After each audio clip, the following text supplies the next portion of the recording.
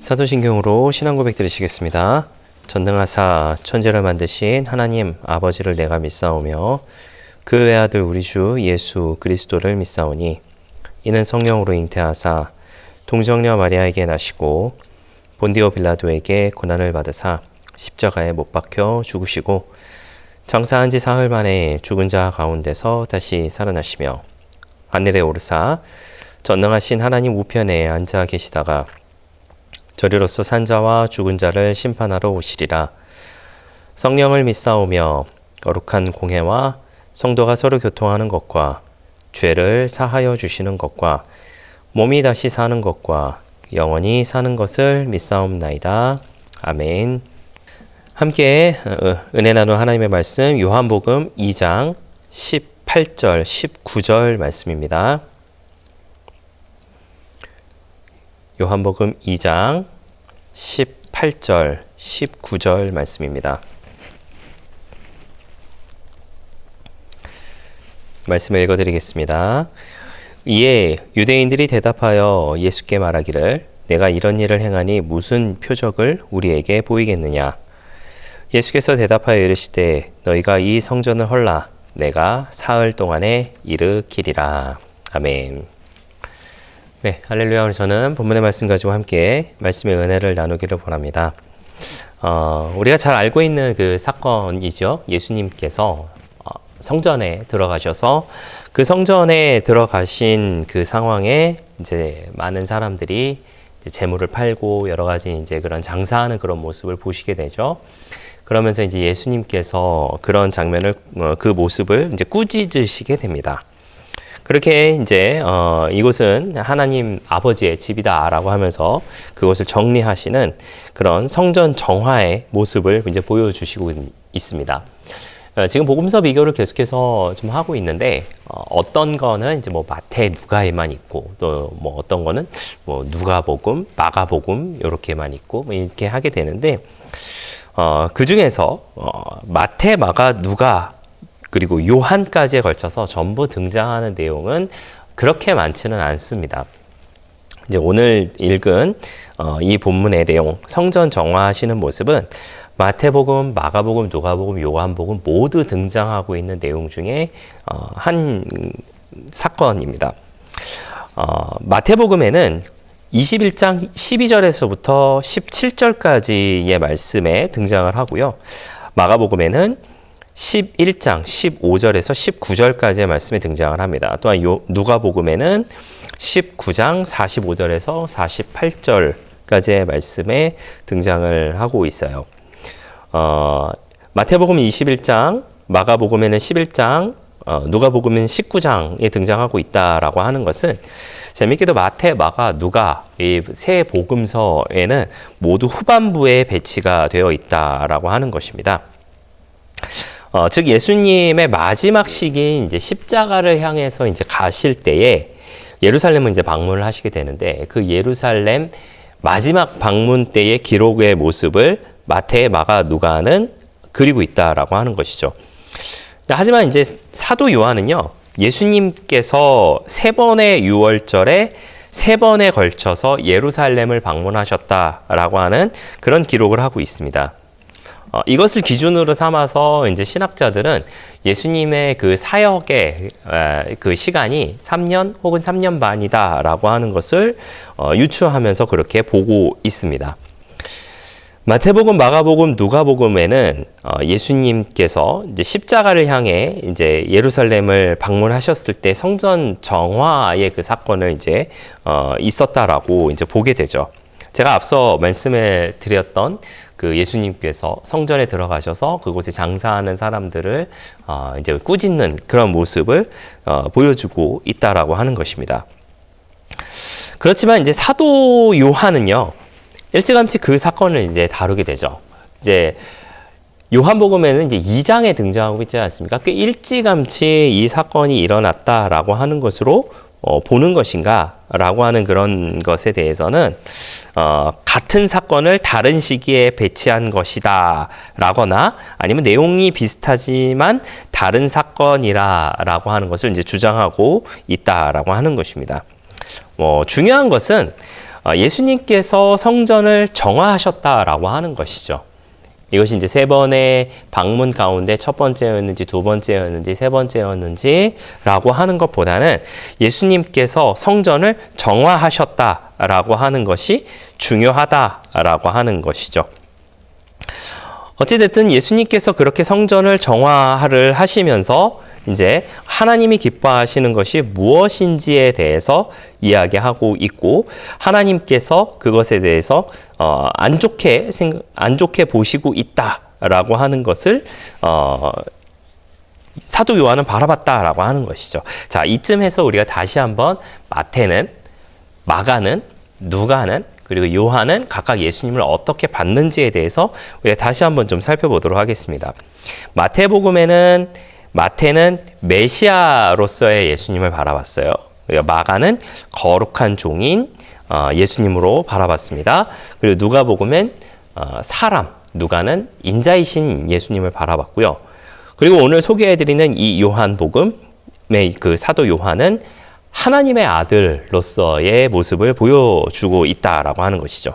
그런 맥락에서 우리가 좀 살펴봤을 때에 하나님의 아들인 예수님께서 먼저 이와 같은 일을 하시는 것은 너무나도 당연한 모습으로 받아들여질 수 있다라고 하는 것이죠. 하나님의 것을 먼저 앞서서 행하는 그 모습이야말로 하나님의 아들 되신 그 예수님께서 행하시는 중요한 일 중에 하나라서 이것을 시대적으로는 이게 첫 번째였는지 두 번째였는지 세 번째였나라기보다는 이와 같은 모습으로 먼저 배치해서 이 모습을 보여주고 있다라고 하는 것으로 봐도 좋다라고 하는 것이죠.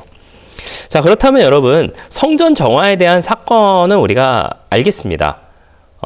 잘 알고 있는 부분이시기도 하고요. 그 사도 요한은 예수님의 사명을 분명히 밝히고 있다라고 하는 것이죠. 하나님의 아들로서 그 하나님이 계신 그 성전을 깨끗하게 하시는 것이 우선순위에 놓일 수밖에 없었다라고 하는 것이죠. 그리고 또 한 가지 중요하게 이야기하고 있는 것은, 학자들이 중요하게 이야기하고 있는 것은 예수님은 사람과 하나님과의 완전한 관계 회복이 필요하다라고 말씀하신 것이었다라고 하는 겁니다. 자, 여러분, 성전이 어떤 곳인지 한번 우리가 생각을 해보시길 바랍니다. 성전은 하나님께 제사를 드리는 곳이죠. 사람이 하나님께 나아갈 수 있는 유일한 통로였습니다. 사람이 하나님께 다가갈 수 있는 유일한 장소였습니다. 사람이 하나님을 느낄 수 있는 유일한 곳이었다라고 하는 것이죠. 그곳에 나가기 위하여서 사람들은 자신들의 몸을 깨끗이 하며 또 자신들이 드릴 그 제물에 대해서 아주 소중하게 생각했다라고 하는 것이죠. 그런데 그런 일련의 모든 과정들을 무시하고 그곳에서 장사를 하고 그곳이 마치 시장통과 같은 그런 모습을 바라봤을 때에 하나님과 관계 회복을 위한 그 성전이 어떻게 보면 사람의 장사의 모습, 사람의 어떤 입속을 차리는 그런 모습으로 전락해 있었다라고 하는 것은 예수님 입장에서는 당연하게 언짢으실 수밖에 없다라고 하는 것이죠. 그리고 그 통로가 바로 예수님 당신이다라고 하는 것을 이야기한다라고 합니다. 그리고 나서 이제 오늘 읽었던 본문에 이제 등장을 하게 되는 그런 부분인데, 예수님께서 말씀하시죠. 이 성전을 헐라 내가 사흘 동안에 일으키리라. 우리는 예수님께서 46년이나 걸려 지은 성전을 3일 만에 다시 세우시겠다라고 하는 그 말씀의 의미를 사실 우리는 압니다. 우리가 알고 있는 그 3일 만에 다시 세우겠다라고 하는 것은 무엇인가요? 예수님께서 친히 화목제물이 되심으로 인하여서 그 예수님께서 부활하심으로 인하여서 모든 죄가 사하게 됐다. 자, 앞서 제가 성전의 그런 모습에 대해서 잠깐 말씀을 드렸었습니다. 성전은 하나님과의 관계 회복을 위한 하나의 통로였었다라고 말씀을 드렸어요. 여러분, 지금 우리가 하나님께 제사를 드리고 있나요? 예배 제사 말고요.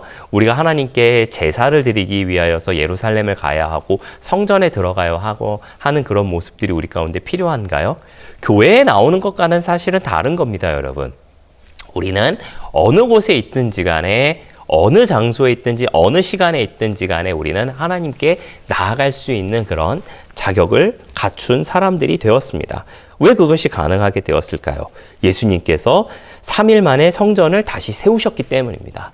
누구로? 당신 그 자체가 성전이 되셨고, 그 예수님의 그 성전 되신 그 예수님께서 저와 여러분의 마음 가운데 성령님으로 함께하고 계시고, 그 성령님으로 말미암아 우리는 하나님께 나아갈 수 있는, 하나님과 관계 회복을 할 수 있는 그와 같은 자격 요건이 우리 가운데 이루어져 있다라고 하는 것이죠. 그런데 여러분, 과연 우리가 살아가는 모든 순간순간마다 하나님과의 관계 회복을 이루며 살아가고 있는가라고 하는 것을 생각해 봤을 때, 우리 스스로 그와 같은 것을 한번 생각해 보시는 저와 여러분들의 모습 되시기를 부탁을 드리겠습니다.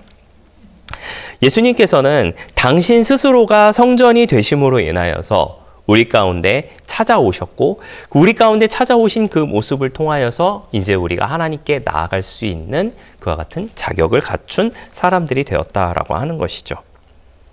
사랑하신 성도 여러분, 달리 생각하면은 우리는 성전을 모시고 살아가고 있는 거예요. 성전이 우리 가운데 있다라고 하는 것이죠. 우리 안에 성전이 있는 것입니다. 그런데 여러분, 우리가 살아가는 모든 삶 속에서 과연 우리가 하나님께서 기뻐하시는 모습으로 살아가고 있는지, 아니면 그 하나님의 성전을 장사하는 곳으로, 시장통으로 만들며 살아가고 있는 모습은, 혹 우리의 모습은 그것은 아닌지 돌이켜 생각해 보시는 저와 여러분들 되시기를 예수님의 이름으로 부탁을 드리겠습니다. 예수님께서는 화목제물로 인하여서 저와 여러분을 하나님께 나아갈 수 있게 만들어 주셨습니다. 하나님께 나아갈 수 있도록 만들어 주셨다라고 한다면 우리가 할 수 있는 것은 두 가지입니다.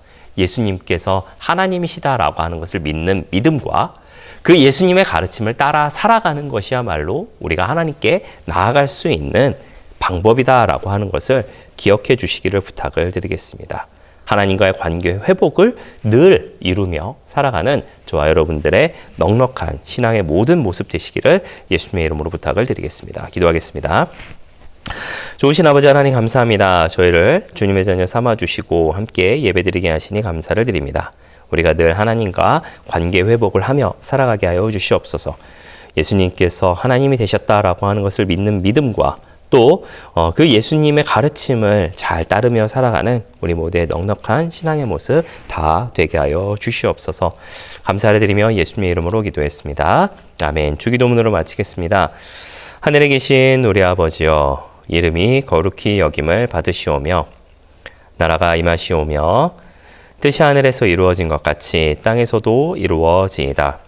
오늘 우리에게 일용할 양식을 주시옵고 우리가 우리에게 죄 지은 자를 사하여 준 것 같이 우리 죄를 사하여 주시옵고 우리를 시험에 들게 하지 마시옵고 다만 악에서 구하시옵소서. 나라와 권세와 영광이 아버지께 영원히 있사옵나이다. 아멘.